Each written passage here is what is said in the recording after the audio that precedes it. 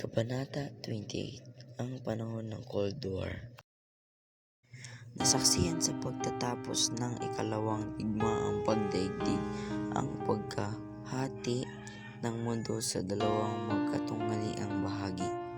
Sa isang dako ay ang malayang daigdig na pinamumunuan ng US, habang sa kabilang dako ay ang Communist Bloc na nasa ilalim ng kontrol ng Soviet Union. Nahihiwalay ng dalawang ideolohiyang pinaniniwala ang antithetical sa isa't isa. Ang dalawang blok na ito ay nagsulong ng mga patakaran naglayon ipagtanggol ang kanilang sariling hangganan at isulong ang pagtatag ng kanilang sariling world orders. Bagong world scene.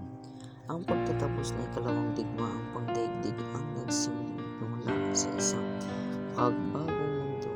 Sa lahat ng malakas na nasa bansa noong nakaraang panahon, dalawa lamang ang lumitaw na pinakamalakas, ang US at ang Soviet Union. Pareho nilang napakalakas ang kanilang posisyon sa global arena. Sa relatibo at ganap ng termino, ang kanilang pangingibabaw sa kapangyarihan nuklear na ginamit sa larang ng teknolohiya ng pakikidigma sa unang dekada matapos ang digmaan ang mabigay sa kanila. Nangganap na pangingibabaw sa international affairs, habang ang kanilang kakayahan nuklear ang nabigay sa kanilang relatibong kalamangan para isulong ang kanilang agenda. Ang panganib na dulot ng malagim na lakas ng nuclear weapon ay nagbabago sa hangganan na at katangian ng international relationships. Ideological divide. Ang pagkakahati ng international community sa pagitan ng free world at ng communist bloc ay nakaugat sa ideological na paniniwala ng mga tao. Ang utopian vision ng US ay isang mundo sa ilalim ng batas kung saan ang kalayaan ng mga estado ay nalilimitahan ng obligasyon ng mga individual at grupo sa lahat ng sangkatauhan, habang ang utopian vision ng communism ay isang pagtatatag ng isang classless and stateless society in which all men would live in relatively unfettered brotherhood. Magkaiba ang pamamaraan ng pamahalaan ng dalawa.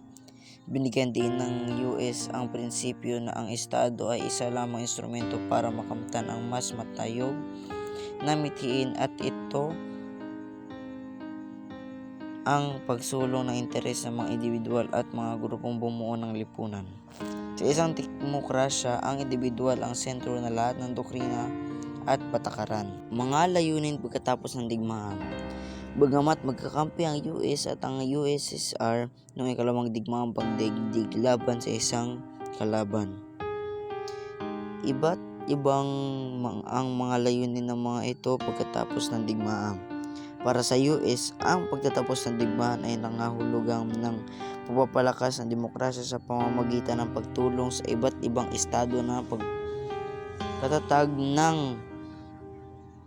demokratikong pamahalaan, lalong-lalo na sa Europe.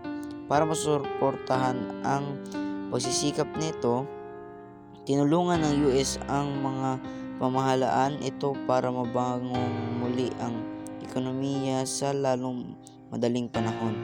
May mga nagsasabing ito ay naayon sa interes ng US dahil ang isang mas malakas na ekonomiya sa Europe ay mga hulungang ng mga maraming merkado para sa mga produkto gawa sa Amerika at oportunidad para sa negosyo ng mga kumpanyang Amerika at ang mga negotiate o business entrepreneurs. Pilit na ugnayan. Kahit na magkakampi sa digmaan laban sa Germany noong 1939, ang tensiyon sa pagitan ng US at USSR ay nagsimula at lumala dahil sa ilang mga pangyayaring binigyang kahulugan ng bawat iba. Isa bilang pagtatangkang pahinain ang lakas ng interes ng isa't isa. Naging maingat ang US sa mga motibo ng Russia sa pananakop ng Baltic Republics at ilang bahagi ng Poland, Romania at Finland sa umpisa ng digmaan. Para naman sa Russia, ang hindi agarang pagbubukas ng Second Front para mapagahan ang labanan ng Eastern Front ay isang patunay ng ibang motibo ng Allied Powers. Isang pagtatapos ng digmaan, nag-aalala ang US sa pagtanggi ng Russia sa panintulan ang malayang halalan ng Poland para itakda ang bago nitong pamahalaan. Arena ng Cold War, Asia. Ang Chinese Revolution na nangyari mula noong 1911 hanggang 1949 ay ang labanan ng pagitan ni Mao Zedong ng Partido Komunista at si Chiang Kai-shek ng Chinese Nationalist Party. Pagkatapos ng mahabang tunghalian, nagtagumpay ang puwersa ni Mao at napilitang lumikas sa isla ng Taiwan ang mga nationalist. Itinatag ang People's Republic of China noong 1949 dahil dito nailagay ang communist sa mas mataas na antas lalo na sa Asia. Pagsiklab ng Korea War na pinasimulan ng pananakop ng Hilagang Korea sa Timog Korea noong 1950 ay napaintig ng tensyon sa pagitan ng US at USSR. Western Hemisphere. Ang pagtayo ng Berlin Wall noong 1961 ang naging tanda ng pagkahati ng silangan at ng kanluran sa pamamagitan ng pisikal na pagpigil sa mga East Berliner na tumawid ng hanggang patungong kanluran.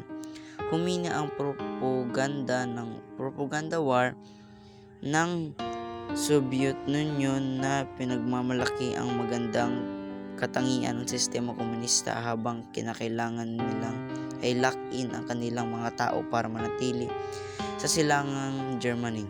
Subalit sa lahat ng mga nangyaring international crisis, ang sumubok sa kahandaan ng dalawang superpower na isugalang lahat sa isang nuclear conflagration ay ang Cuban Missile Crisis ng 1962. Nucleus Arm Race. Ang paggamit ng atomic bomb sa Japan noong 1945 ang nagpakilala sa mundo ng isang sandatang lubhang napakalakas na kung sinumang ang may kontrol dito ay maaaring manghari sa buong mundo. Noong panahon iyon, ang paniniwala na hanggang ang teknolohiya ang nanatili sa kamay ng isang bansang pinanindigan ang mga prinsipyo ng kalayaan at demokrasya. Maaari itong maging mahalagang kakampi, isang asset na maaari magprotekta sa mundo laban sa paniniil. Hindi nagtagal, nakapagsabog din ang Soviet Union ng kanila kauna-unahang hydrogen bomb noong 1953. Sumunod dito ang Great Britain noong 1954. Pagdating ng 1964, napagkasabog din ng China ng kanila kauna-unahang atomic bomb na sinundan ng hydrogen bomb noong 1967. Pagtatapos ng Cold War, nasaksihan mula noong 1950s hanggang noong 1960s ang patuloy na kompetisyon sa pagitan ng dalawang bloc sa ilalim ng patakaran na peaceful coexistence. Nanindigan naman ang US at USSR na gawin nila ang lahat upang maiwasan ang pagkakaroon ng digmaan. Noong 1970s, nakita ang patuloy na paghina ng tensyon sa pagitan ng dalawang superpowers sa ilalim ng patakaran ng tende na lalong nagbigay diin sa pagpapahalaga ng dalawang bansa na malagim na kahilingaan para sa buong sangkatauhan kung ang isa sa kanila ay magpasimula ng isang digmaan nuklear. Nasaksihan naman noong 1980s ang opensiba ng US sa pagdokondina ng communism at ng isang mga Soviet. Itinaas itong antas sa larangan ng arms buildup na nagpabigat ng presyo sa Soviet Union at sa kalaunan nito ay nakatulong pagbagsak ng USSR. Yun lang po aking may tatalakay sa inyo. Paalam.